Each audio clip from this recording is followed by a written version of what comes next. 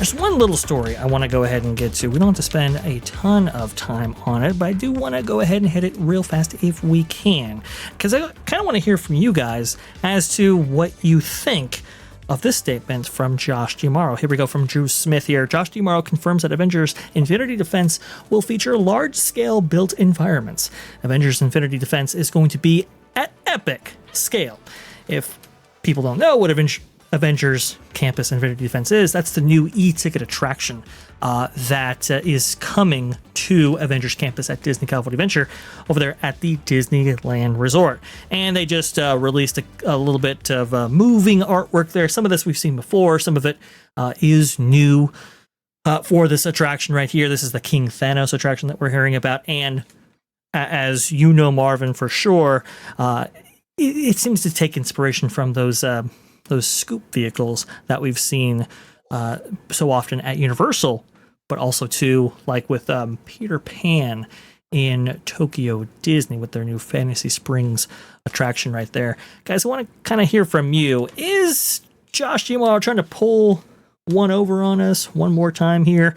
Or is this really going to be epic at scale? I kind of have my doubts, but I want to hear from you. What I just want to ask you real quick, since you're more familiar with the park, knowing where Avengers Campus is, do they have the space to make it something like the size of Rise of the Resistance, which takes up a lot of space? This is an interesting question. So the remainder of the Timon lot, which was largely dug into with the opening of Cars Land, would, if used correctly, could give you something on the scale of Rise of Resistance. Maybe not. It's interesting. Maybe not as wide, but if you go tall, that might be a different story. What I think what's interesting about this is that we know that they're going to be using a lot of projectors within this attraction right here, and it's going to feature a cadre of characters, as you can see right there. We know all of them aren't going to be audio animatronics. So that tells me that while there might be some large-scale rooms and large-scale elements within this, I think it's going to be largely both a linear attraction and something that is, I don't know. They're not going to use all that room, Ron. That's the thing. So I just don't see them doing something on the grand scale of Rise of Resistance. So it's kind of like, well, what are we going to get? Are we going to get basically the newest version of the Spider-Man attraction that Universal actually opened up with back in 1999 with the opening of Islands of Adventure? It kind of seems like that's where we're going, but I want to go ahead and hear from you. That's what I mean. I'm looking at it going, if it's, I mean, I was just on Transformers the other day, which is basically the same as Spider-Man. And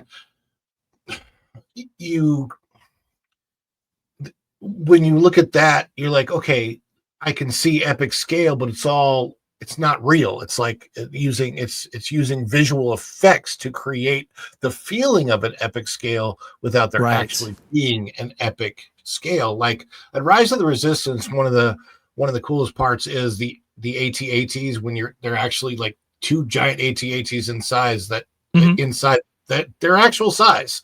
And so you get some pretty realistic epic scale on Rise of the Resistance. I don't know what they're going to do here, but it does look a lot like Spider-Man and Transformers at Universal. It really, really does, with 3D glasses especially, for sure. And maybe they do incorporate the elevator elements that Transformers does in order to fit this into a smaller footprint, like that ride achieves. Go ahead, Marvin. I would make the point that, Universal has been moving away from these screen-based attractions because they were getting such horrific feedback from them. Now, Spider-Man and Transformers were great, but then they tried it with Fast and the Furious, which is the worst ride in Orlando. They tried it with Kong Skull Island, which is probably the second worst ride in Orlando. And so, Universal started becoming known as the place where all they do is the screens. And now they're trying very hard not to do that. So it'd be interesting now if Disney kind of picks that up and starts running with it. Yeah, somebody saying in the chat the Temu version of Spider-Man at Universal.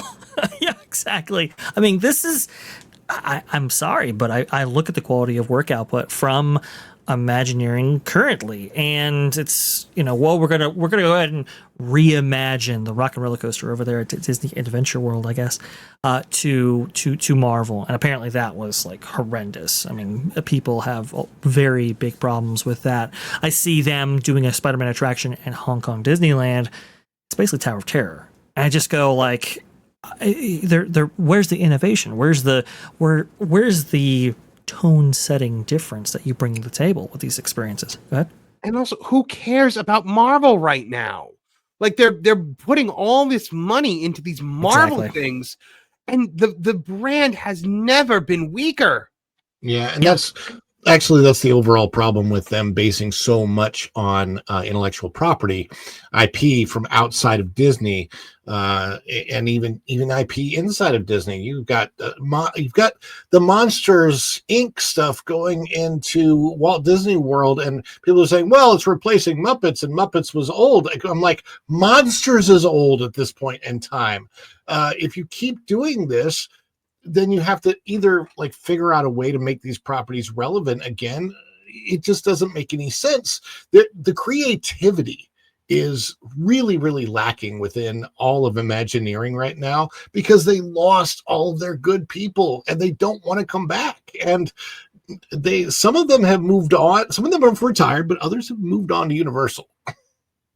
That's very true, and I think that loss of creativity has really led to some really underperforming projects. I think for them, and we're hearing that this guy's doing this thing, and this Imagineer's doing this thing, and it's like, okay, I suppose, but then I look at the recent resume, and they were also part of a lot of these projects that people kind of find to be lackluster, at least in this day and age.